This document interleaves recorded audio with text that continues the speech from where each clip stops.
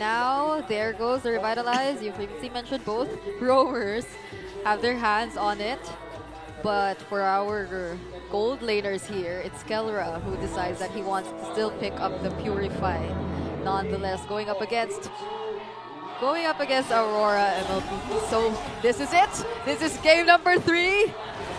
Who among these two teams will take the win in this star match? Grand Finals rematch.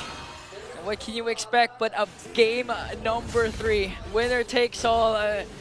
And right now, I just have to ask, is Hylos honestly a viable option for the role? It's a EXP Cho, by the way. Oh, and oh. yeah, Hylos Realm is definitely a thing, considering that I think both of them decided to go for Revitalize in the center of the map to supplement their mid laners a little bit more. Oh. Wait, Good Dom check is of so focus. low. Yeah. That's a quick rotation coming in from Brusco too, by the way. We're going to have to see how Kirk will be handling it. It seems like Edward will be behind in terms of the rotation. Yeah. Nothing too crazy with the emblems as we saw it. So we might be waiting up until the first turtle to see some action happen. But all throughout the map, no little things that'll eventually compound into a big thing in terms of the minion wave manipulation, but Kirk is getting out of lane more frequently compared to the Edith. Yeah, and Demon Kite's probably still taking his time. In the meantime, farming, and not unless he is accompanied by his other members too. Although you really would want to play aggressively in the early game as much as possible with this lineup. But it seems like all routes are being closed or watched by Onic Philippines right here. They're putting a lot of pressure onto Aurora, especially onto the river. And again, the mobility that Kirk has clearly is working wonders for them. Just Aurora is out of position for the very first turtle fight. Yeah, Edward's already level 4. Kirk has to go to the minions first. This might actually be good for Aurora. The Onic Philippines are still very close to hand. Kelra versus Doming. Oh, Salmon Force, Doming Kai not yet level 4, and Kelra wins it! I can hear it.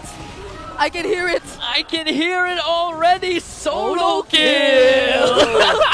Oh, but they're looking to extend their lead. Here comes a Demon Kite with the Spear of Alka. Going to connect on to Kirk, and they're going to burst down Brusco. Super Friends with the Feather Airstrike to zone away Aurora as Onic trades instead for the turtle. Brusco with his own, but looks good for Aurora. They can keep going forward. Yep, they get a kill on the bottom lane. Another kill too, but that's traded. But they also have the turtle. So clearly, Onic are leading so far, but that was a great showing from Aurora mlbb as well. There's this presence of mind nonetheless from Edward, regardless of that current or the previous situation which we've seen him go through, where Kirk was seemingly unstoppable in managing the waves. Oh, wait! Oh, almost an off-cam kill there, but Kelra caught in the middle. Pops his Salmon Force, one more hit onto Yue.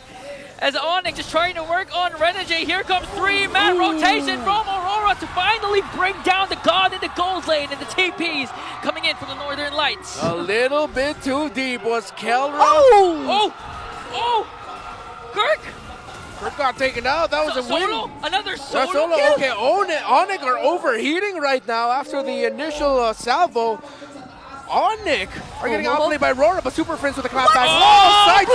Sidestep from the Monster Mage! Takes down Yue onto the middle lane. And another response from Onic. Oh, look at all those angles. Whoa! I'm tilting. I don't know where to look at anymore, but Way of the Dragon! Oh, Kirk gonna connect, but here comes Arjun with the glorious pathway. Will he be able to save out Demon Kite? Demon Kite's gonna fall down in the hands of Kirk. The best way to show respect is Brusco! a bit of disrespect as Brusco jumps away in the face of the Hitman. So, unlike the first two games, it seems like this is a not-so-Filipino game we're seeing for game number 3. Now this is still Filipino, man. What yeah, you talking about? This is just what I called in SPS, MLB before the streets. I mean, I do agree with what you're saying, because right now, 4 minutes, 30 seconds in, already 4-3. A lot of isolated clashes to the point that even our cameraman can't even catch every single kill. Yeah, I mean, you have to pay attention to all the 1v1s going on all around the map. Unfortunately, we are supposed to see something happen here in the bottom lane since everyone is here in the turtle pit. Kelra brought kind of low by Dom and Kai. This should be good for Aurora. kelra will be put a little bit in the red. That's a very small advantage for them. But everyone, look at everyone just positioning themselves really well around the turtle, but Aurora currently has hold of it. Oh, there goes the AOG! AOG elevates, but it's not going to connect onto any member of Aurora. Renegade going to the back line, forcing out the wings by wings onto Super Prince. Yui goes in with the manipulation. The revitalize is there coming in from Brusco. Here comes Kelra though. Force going to bring down Demon Kite once again, but wants to go for more. Going to try and bring down Edward. Marklo will be taken down by Mr. Consistent. Demon Kite flickers in to bring down Brusco and Kelra. He pops his Purify, but it's not enough because Demon Kite, the next standard, is here. Onic did not overheat. They started that off great, but Aurora, a hell of a response to make sure that Onic will get humbled. Yeah. Aurora in the lead. They break the middle tower. 6 minutes in. This is looking good for the Northern Lights. That was a 3-for-1 trade. And Onic Philippines, although they were able to still get the turtle in the end, you can see just how much of an advantage Aurora was able to secure with that. Renegade, he was just so focused on Super Prince, and Domenkite, he was so confident to fight up against two members who were already on low HP against Onic Philippines. So now clearly, the lead is in Aurora's hands. The macro trade now with Aurora and Onic both giving each other their first towers in the bottom and the top lane, the far lanes. Dominance Ice already built up for the Edith alongside the Dreadnought armor, and I think that Dominance Ice is actually what's giving a little bit of a problem for onicph, or what will give them a problem. Good call as well to build up the Dreadnought armor and not full build it into the anti-Cuirass. You're helping against the damage output of Kingkong. If you just notice, Renegade using the Glorious Pathway, not necessarily to start the fight, but to force Onic out of position as Aurora will try to get the top lane turret. And that's good use, honestly, of Glorious Pathway. He's just blocking the way. Yeah. He's just making sure that Onic isn't able to position themselves really, really well across the map. But they still get to take down the tier 1 turret. Oh, there's another fight! Oh, Yui got blasted down in the hands of King Kong. Now they're trying to go for more, but Domenkite answers right back to bring down Brusco. A double kill for the King of the Jungle, but Demon Kite claps back once again. Edward shuts down the God in the gold lane, and a double kill for Demon Kite. Renegade making sure Super Prince can't walk away, and the wipeout for the Northern Lights. The gods can only stare at Aurora as the light might just be blinding them a little bit too much. Aurora are respecting the teamfight prowess of Onic, and they are just out techniquing the world champions.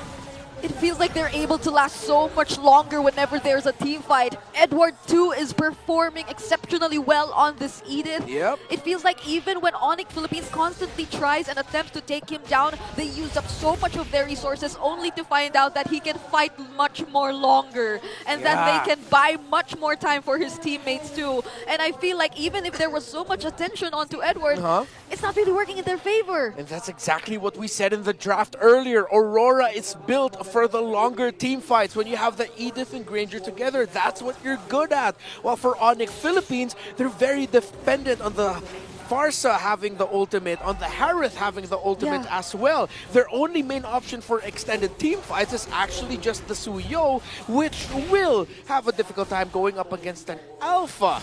Yeah, they don't have much of sustain. Yeah, and not just, dependent on the ultimates, dependent also to the positioning, because so far Renegade has been phenomenal in chasing down Super Prince. It happened like 3 consecutive times, that's why Aurora, now they have a lead, a 3K gold lead. And when was the last time you saw Onic got wiped out like this? Yep. Each and every single time Onic tries to go for it, it's either Aurora is ready, they're able to respond immediately to Brusco, and it's very unfortunate when Brusco goes in with the AOG and finds himself in the middle of everyone, and where he suddenly realizes that his other members are being blocked off either by the Glorious Pathway or, as you mentioned, by Renegade. So it's not really as well coordinated for Onic Philippines whenever they try to engage in a fight.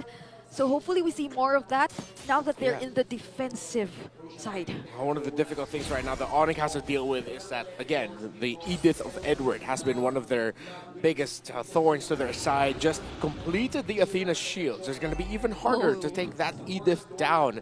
Again, this is a lineup brought out by Onic Philippines that is very dependent on the burst magic damage of the Harith and the Farsa together. King Kong can only do so much as the main source of physical damage in this lineup. Yep, he also doesn't have the Holy Crystal yet for Kelra, so that's probably another thing we have to consider for Onic Philippines, similar to what we've seen earlier in the series. So what are they going to do? Brusco, Kirk is looking to probably come from a different angle, but Aurora, they're paired up really well. They're positioned really, really well around the Lord Pit. It honestly has to come from Kirk, has to come unexpected because again, Brusco, AOG, not a good main initiator. Ulti, if you're up against a very mobile lineup coming in from Aurora, especially they have the Glorious Pathway. So Kirk and Kelra, their positioning right now should pay off if they want to win this game. It should. Who are they going to find? Oh, double man knockoff from Kirk! Go! But Dominic burst him down. Here comes Renjay with the chase on to the Glorious Pathway onto Brusco. As a King Kong trying to work on Edward Brusco though! Defensive AOG! Dominic will get the Lord. Onic only lost Kirk, but Aurora also got the Lord. It was an expensive attempt to try and save Kirk there and try to deal with the offensive approach of Aurora. This is only the first Lord of the game. Super Princess will not have the Feathered Airstrike. It should be back in time by the time the Lord gets close enough, along with the AOG of Brusco. But Aurora are comfortable in the driver's seat. Yeah, and Kirk at that moment, he was just cut off. Yeah. That was a perfectly timed onward or earth shatter, if I'm not mistaken, to cancel the way of the dragon and the second phase. So now, Onic Philippines, they definitely have to defend this. As you've mentioned, the Feathered Airstrike is already here for Super Friends. They can utilize it later on, but it's inevitable that their base turrets will definitely be exposed. Lucky for them if they don't get their Holy Shields taken out, but it doesn't matter. We're already 12 minutes into the game. Oh, Glorious Pathway from Renjay onto the bottom lane. Try and zone out the members of Onic as Lord sieging in onto the bottom. They're gonna bring down the inhibitor.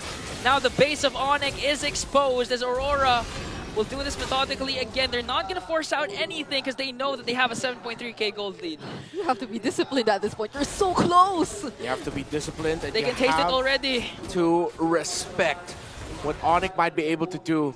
Even though you have that 7.5 and climbing gold lead on your side, show your discipline, show your respect, and show what Aurora actually means. Okay, Super Friends with the early cast of the Feathered Airstrike. Kirk got caught up by 5! An unstoppable kill coming in from Edward. He does have his primal round, that's why he's able to burst down to Cho. One member down for Onic, and Aurora has minions up top. AOG. AOG, he elevates and he detonates, but he gets caught up again with the onboard coming in from Edward, forcing out the flicker. He's still alive, but Bruce will fall down. Kelra goes in with his Salmon Force, working with King Kong. Oh my God! Coming in from Demon Kai, but still got burst. Oh! Connection! And all of a sudden, Edward is the only one left. King Kong, Super Friends, the Monster Mage, the King of the Jungle, they stay alive! If you don't like that, you don't like mlbb esports. Welcome to the home of champions. This is not over yet. Outplay after outplay. The Super Fam still stands, and the equilibrium of this series has changed. 13 minutes into this game, the death timers aren't that long, but that will buy enough time for Onic Philippines to at least shove up their waves closer towards Aurora's side. That was such a clutch play coming in from Onic Philippines. Let's check out the replay and how all that escalated. There were many clutch moments as well coming in from Aurora, but just look at how well positioned Kelra was, dancing all around the members of Aurora, and even those last minute Feathered Airstrikes too. I can't believe my eyes! Oh man, Monster Mage Super Friends once again showing why he's one of the most underrated heroes in the whole MLBB scene. A clutch Feathered Airstrike to give Onic an advantage and try to contest for this Lord away from Aurora. Bloodwing's already built up by this Eve. And the Eve, Yue has been checking Super Friends with his real run. They find Kirk again! The chain CC from Aurora was enough to bring down the Architect. Onic at the disadvantage right now, but King Kong still wanting to go for that Lord. Half HP, Renegade goes in for the glorious pathway, just trying to zone out Kelra. And now Onic has to walk away because Aurora will secure the potentially last Lord. Aurora are reading Kirk like a book.